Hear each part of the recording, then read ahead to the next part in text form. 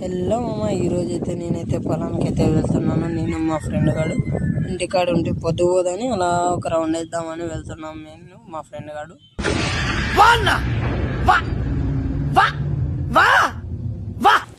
మనకైతే full practice గా ఉన్నట్టుంది. ఆగకుండా దూసుకెళ్తున్నాడు. ఆగరా అన్న కూడా వినట్లే. గైస్, ఇది సప్ప అయితే ఏదో నాకు అర్థం కావట్లేదు. ఈ సప్ప పేరు అయితే కామెంట్ చేయండి. చూడండి మామ, ఎంత హైట్ అయింది నెలకే ఇది మిరపనార.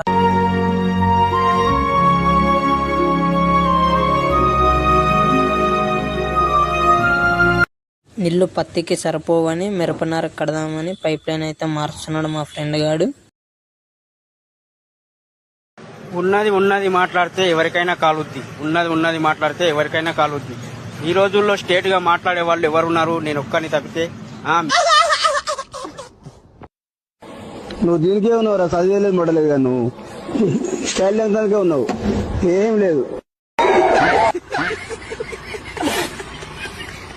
పుస్తకం పట్టినంత ఈజీ కాదు సెలకలు పట్టడం అంటే.